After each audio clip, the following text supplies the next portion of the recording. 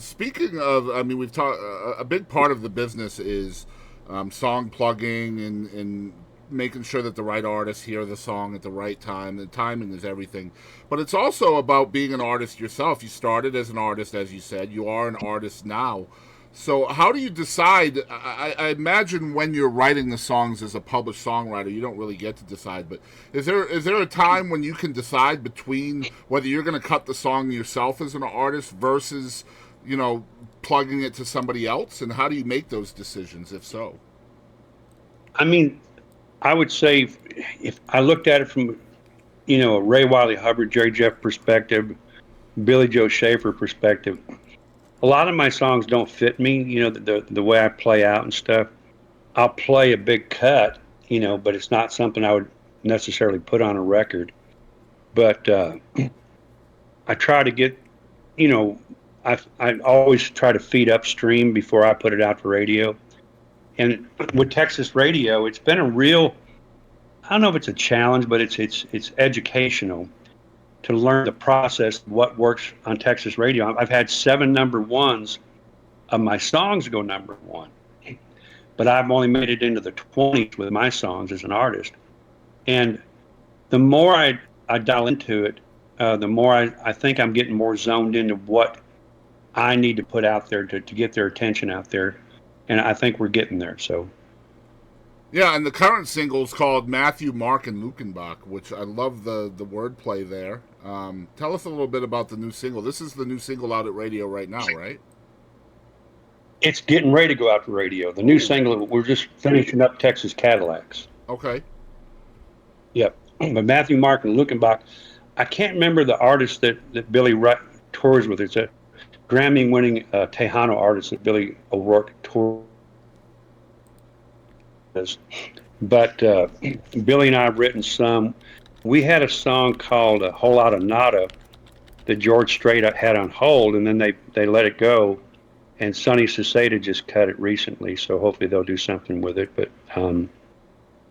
Matthew Mark and Lukenbach, I don't even remember where it came from. It just one day just rolled off my tongue, and I thought, well, that's a pretty good idea right there. So you never know who you're going to write stuff with, and um, I'll get in a writing room, and if they don't have something, I've got a list of about 50 ideas I get into, and you can throw an idea at 50 different writers, and they'll all pass on it. Hmm. And then one day you throw it at somebody, and bing, bing, bing, they love it, and it all comes together because it's meant to be written with that writer for whatever reason, and it goes on to do really well. So a song of mine called "When Your Yellow Brick Road Turns Blue," I pitched it to several writers, and nobody kind of jumped on it. And then I wrote it with my buddy Gary Vincent, and we had a single on John Anderson, and my buddy Chris Ledoux recorded it too. So. Man, I'd love to talk more about Texas as well. You are focusing on Texas more now. How did you end up focusing more on the music scene in Texas versus staying in Nashville and focusing on that? Well, Nashville was dried up for me. There wasn't if unless I wanted to, have to take a shower every night after writing songs, I just couldn't do that anymore. The whole bro country scene, the whole Vegematics lyrics and all that stuff. The soul was gone for several years in country music, despite the fact that songs like "The House That Built Me" and um, people like Jamie Johnson would come along and dominate all the charts and the awards and stuff. But Nashville still wouldn't let go of their bro country uh, feeling and singles and songs and stuff. And I have my opinions on that. But, so Texas was always a frontier that I wanted um, and got saturated with Texas music and still am getting saturated with Texas music. I think it's really enhanced one my writing, and two, you just take the filters off when you're writing songs for Texas. And when Bernie Nelson's writing songs with Bernie Nelson, I just don't really have a lot of filters involved anymore. So just whatever I feel like saying, I do. So it's all about that independent artist feel, essentially. You know, whatever comes in, you can record now because you're essentially the captain of your own ship now, right? Yeah, and at the same time, I run back to Nashville and write with these young writers around fire, and we write them, they demo them. I get the phone call saying so and so picked it up, and we wait for the check to show up. So Yeah.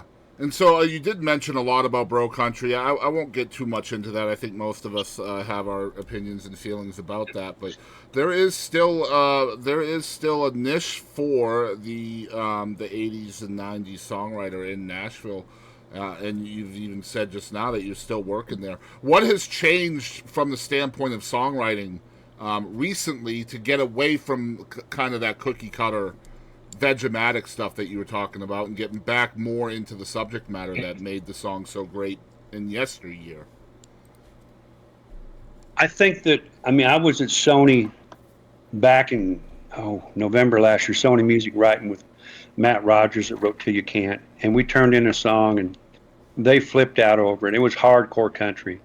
And they brought me in and they said, would you be interested in a publishing deal? They said, our writers don't have original ideas.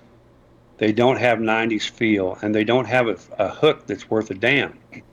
And you have hooks falling out of your head. And so if you were to write with our writers, I think that'd be a really cool thing. So we're talking. I'm talking to some publishing companies back there.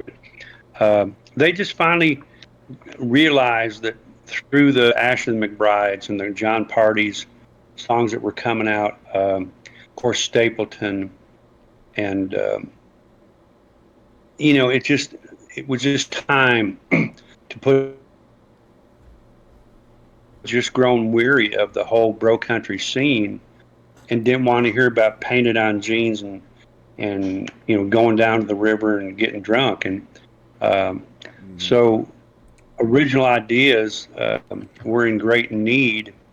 So I just happened to, and what's interesting is a lot of the cuts I'm getting right now, both here in Texas and in Nashville, are old songs of mine. They might be 8, 10-year-old songs. Some are even older, that are 90s kind of songs that people really want to grab a hold of right now. So we'll see. And the hardest part is that what I found out about the you would take a writing company like Spirit Music, which is run by Frank Rogers that produced Brad Paisley, and you would take Warner Brothers and Sony. They'd take 3 writers from each company and send them on a retreat. So that's 9 writers. 6 of those writers were actually what you call track writers. All they did was pull their laptops out and create a drum loop and a guitar part and a piano part. The only people that writing the song were like 3 people. And they had to split that song up 9 ways. Actually 18 ways, because the publishers get paid too. So Yep. It's insane. So they would have a number 1 that had like 20 million streams, and they'd have to split that up 18 ways. And everybody'd make about 30,000. Yep. It's stupid. It's the same kind of concept when you bring an old song back too, or you try to take like 4 or 5 different songs from back in the day and you're using little snippets from each of those songs. This may not be happening quite as much in country, but it's definitely happening a lot in pop.